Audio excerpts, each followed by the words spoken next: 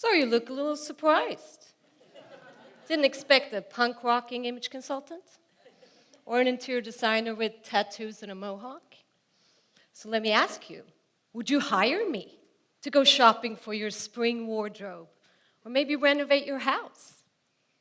The truth is, we have less than 7 seconds to make a first impression. And we judge each other. It's not because we're mean. It's just how our brains work. We don't like to be wrong. It's been proven to be psychologically jarring for us when someone's appearance doesn't match our notion of what they should look like. So it takes us a while to accept it. That's why making a first impression takes seconds, but changing it can take months. And with first impressions, it's so much about how we look and so little about what we say. 55% of a first impression is based on appearance. So how we look, what we wear, how we walk, our body language. 38% is the tone of our voice. How do we deliver the message? And only 7% is the actual content of our words. Have you ever met someone, being introduced to someone, but you've been so preoccupied with what you're going to say yourself, you never catch their name? And when you prepare for an important meeting, do you think it's much about what you're going to wear as you do what you're going to say? All the verbal preparations we make, and still, people judge us way before we open our mouths. That's why so many talented people out there get judged unfairly because of how they look. I've seen it in clients. They get stuck in careers because the perception of them doesn't match the job they want or where they want to go in life. So take a look at this girl. She's pretty cute, right? But would you hire her as your financial advisor? Your legal counsel? I mean, she might be brilliant. She might be the smartest girl out there. But would you trust her with your life savings? Well, I'd like to reintroduce myself. Hopefully, it won't take months for you to change your first impression of me. As you can tell, it's all about the details, all about the small, silent cues that make up the overall visual story. And I hope this visual story is a little more believable as an image and interior style specialist. Throughout the years, I often heard from clients, "Oh, Kristina, I wish I looked as good as my house. It doesn't look like I live here." So I knew there was a disconnect between how we feel about ourselves and how we want to show up in the world. That's why I started looking at style from a broader perspective, because how we look and how we live are not separate entities. It all goes hand in hand, and everything about you speaks. I want you to picture yourself as a billboard off the highway. You know, we zoom down 95, we see a lot of them. Some catches our attention for the right or the wrong reason, depending on message. But most we won't remember. Same is true walking through a crowded mall. You see a lot of people. Some will catch your attention, good or bad, but most you won't register. You want to make sure your billboard attracts the right people, the ones you want to attract for the right reasons, that it tells the true visual story of who you are so that they can judge you correctly within those 7 seconds.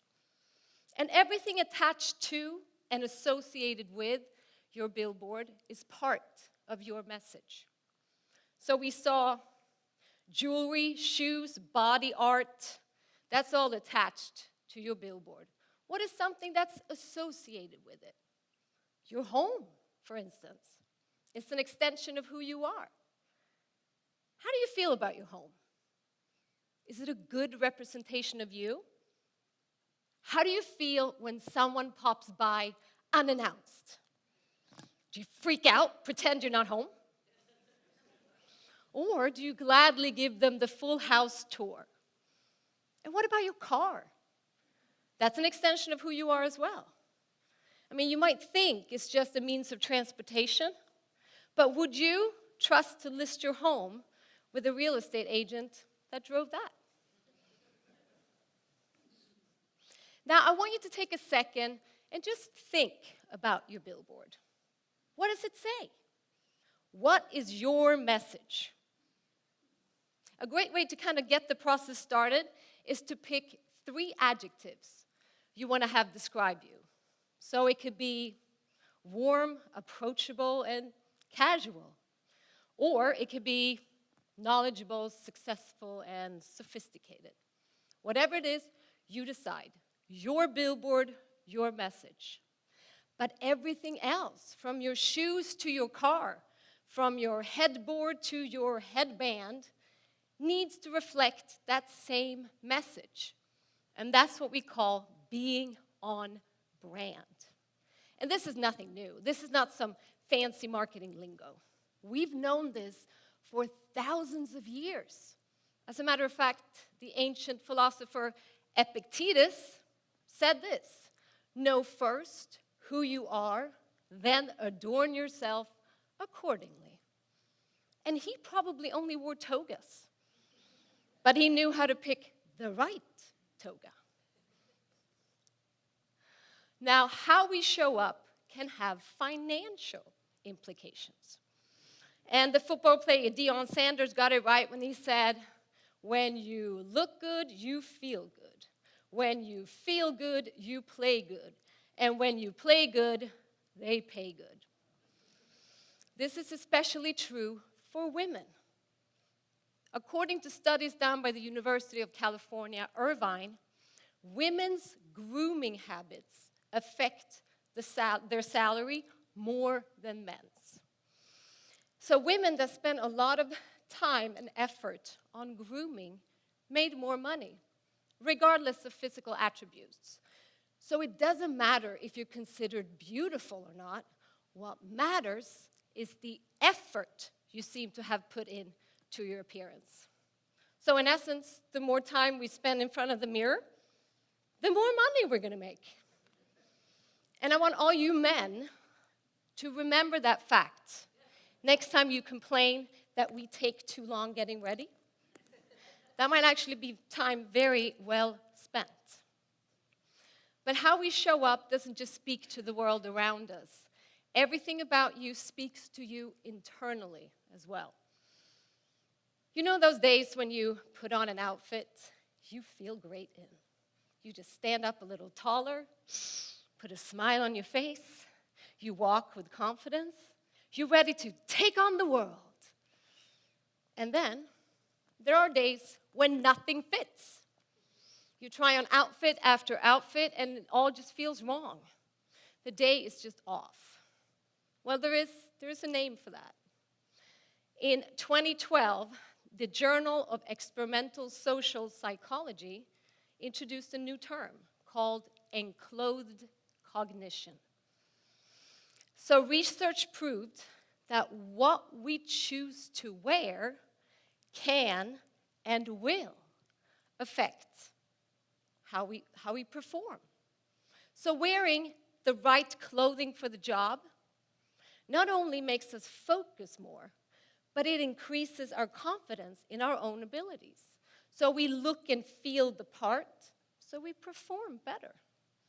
Now, this is something I can personally relate to. See, when I was young, I was a skiing instructor. And there was something magical about putting on that official instructor jacket. It was my personal superhero cape. I've never skied better in my life. I made sure every turn was flawless. I even got on the ski lift differently because that's what I expected someone in my position would do, someone wearing the jacket. Someone else I know can relate is my client and friend, Ingrid. After years in the service, Ingrid was used to taking orders, from what to do at work to what to wear, from fatigues to hand-me-downs from relatives. One day, Ingrid decided, you know what? It's time I start calling my own shots in life. So the two of us got working on identifying her true, authentic style, and she found her own powerful voice that took her all the way here, where she delivered her own TEDx talk in 2019. And she was definitely dressed for the part. But just like our clothes can make us feel a certain way, so can our environment. The pandemic confined us to our homes in a whole new way. And with that came the awareness of how our environment truly affects us, both physically and mentally. You see, when everything around you is out of your control, the one place where you have total jurisdiction is your home. But if that doesn't happen, if your home and your workspaces get out of hand, it can have some pretty severe health implications. Because when you don't control your environment will control you. And the worst offender is clutter. So studies have shown that the cortisol levels, also known as the stress hormone, levels are higher in people that live in cluttered homes. This is because the brain likes order.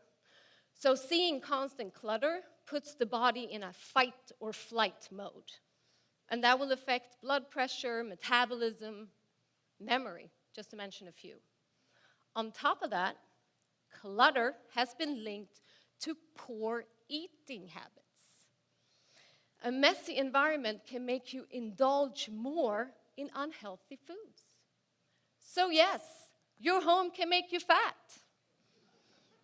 And if you want to lose weight, you hire an interior decorator. Who knew? But one of the loudest ways our home speaks to us is right when we open the front door. How does your home greet you? Does it say, "Welcome home, welcome to your sanctuary"?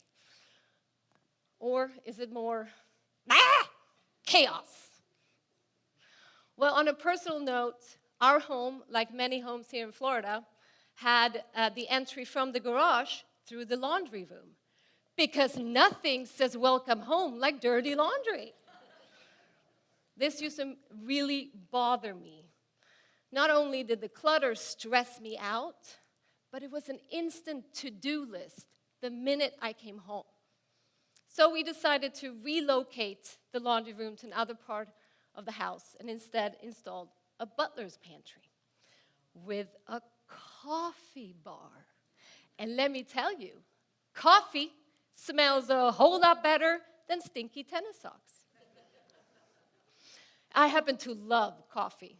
So now when I come home, not only am I greeted by a pretty organized space, but I'm greeted by one of my favorite scents. And that just makes me very happy. And me happy, it's just better for everyone. So I know I startled you a little in the beginning of this talk, but I think you saw the importance of your visual story. So are you going to go home and assess the clutter? Are you going to stand in front of the mirror and ask yourself what your first impression is? Well, before you do, I want to leave you with this. Style is not a question of age, size, or budget. It's a question of knowing who you are and being intentional. Because when you are intentional, you are in charge of the message on your billboard and the first impression you give. And remember, everything about you speaks, internally and externally. And you have the power to control exactly what you want that conversation to be. As Dolly Parton puts it, find out who you are and do it on